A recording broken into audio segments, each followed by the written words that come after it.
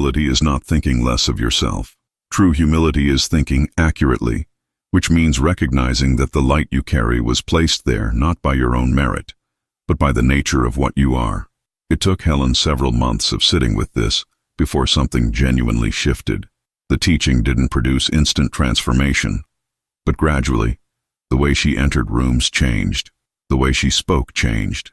Not because she became arrogant, but because she stopped apologizing for existing. That quiet shift, that subtle change in her own sense of self, opened doors that had been closed for years. There is a moment that spiritual students sometimes describe, and it doesn't always happen during meditation. Opened doors that had been closed for years. There is a moment that spiritual students sometimes describe, and it doesn't always happen during meditation or prayer. It can happen in the middle of a conversation, or while washing dishes, or standing in a grocery store line. A moment when, for no apparent reason, you simply know. Not as a thought, not as a conclusion, as a direct experience of something that feels more real than anything you've believed before. Goldsmith called this the moment of illumination. Donald had been practicing what he described as spiritual awareness for years before he had his own version of this moment. He had read widely, attended workshops, kept a gratitude journal, and genuinely tried to incorporate spiritual principles into his daily life. But for most of those years it had remained intellectual, beautiful, meaningful, helpful in certain ways, but still experienced as ideas about reality rather than reality itself. Then one morning, without any preparation, while he was pouring his coffee, something opened. There is no better word for it. He described it later as a sudden recognition that the one doing the pouring and the awareness witnessing the pouring and the light filling the kitchen were all one thing. It lasted maybe 4 seconds, but those 4 seconds reordered something in him permanently. He wasn't different. He saw what he had always been. Goldsmith wrote extensively about these moments, not to suggest that they are the goal of spiritual practice, but to point toward what they reveal. The light was never absent. The recognition was simply not yet present.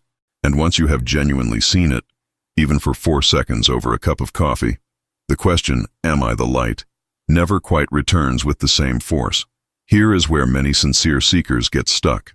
They understand the teaching intellectually, they resonate with it emotionally, but then they look at their actual life, the health concern, the financial pressure, the relationship strain, and they say, this doesn't apply here. The light idea sounds beautiful, but right now I need a real solution to a real problem. And they set the teaching aside as lovely, but impractical. Goldsmith anticipated this objection. He addressed it directly and repeatedly throughout his writings. He said, you are not choosing between spiritual truth and practical reality. You are choosing between two different ways of approaching the same reality.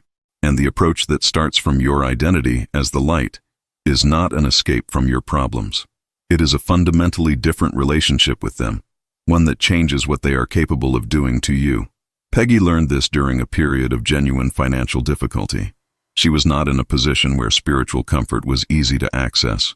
She had real obligations, real stress, and real uncertainty about what came next. But instead of trying to solve the problem from the level of the problem, she began each morning by spending time in what she called the recognition, not asking for anything, not visualizing outcomes, just quietly returning to the awareness that she was not her circumstances. Over several months, something began to shift, not all at once, not dramatically, but steadily. The quality of her thinking changed. Her conversations changed. Opportunities presented themselves that she genuinely believes she would not have seen or been able to receive had she remained locked inside the panic. She's the first to say she can't prove the connection, but she also says she'll never go back to facing difficulty without beginning there. Gordon had a habit that he was ashamed of for a long time before he understood it. When something good happened to him, a new client, a health improvement, an unexpected kindness, his first internal response was always a kind of anxious gratitude, a thank you laced with the quiet fear that it wouldn't last, that it had been luck, that he didn't quite deserve it and therefore couldn't count on it continuing. He had never connected this pattern to his spiritual life. He thought it was just his personality. What Goldsmith might say about Gordon's habit is that it revealed something important. He was experiencing goodness as something that came to him from outside, something granted, distributed, given.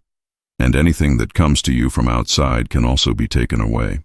The anxiety makes perfect sense within that framework. But if you are the light, if goodness is not something you receive but something you are, then the relationship to it becomes completely different. This is one of the most practical implications of accepting this identity. You stop auditing your own worthiness. You stop checking whether you've done enough to deserve what's coming, not because you become careless or ungrateful, but because gratitude, when it flows from recognized identity rather than relieved fear, becomes something steady rather than anxious. Gordon began to notice this change about 4 months into his practice. The good things were the same. His experience of them was entirely different. When the light acknowledges the light, there is no room for the particular kind of fear that says, "This might not last." The light doesn't wonder about its own continuity. It simply continues to shine. And when you begin to experience even a fraction of that in your own life, something in your nervous system settles in a way that no amount of positive thinking or affirmation ever quite achieves. Clara sat in a prayer circle every Sunday for 11 years. She was one of those people described by everyone who knew her as deeply spiritual, as someone with a quality of presence that others found calming and centering. But she carried a private secret. She did not actually believe it applied to her. The peace others saw in her, she experienced as something she channeled, something that passed through her from somewhere else. She never believed she was its source. When a trusted teacher introduced her to Goldsmith's work on identity, something in her resisted fiercely. Not because she disagreed intellectually. She actually thought the teaching was probably true. She resisted because accepting it meant she could no longer maintain the comfortable position of being a vessel. Vessels are passive. Vessels are humble. And the idea of claiming the light as her own identity felt, to her conditioned mind, like an act of spiritual overreach. It took her a long time, nearly a year of sitting with this, before she understood what the teaching was actually asking. It wasn't asking her to claim credit. It was asking her to stop assigning credit to a self that didn't exist. The light isn't Clara's personal possession any more than sunlight belongs to a window. The window doesn't create the light.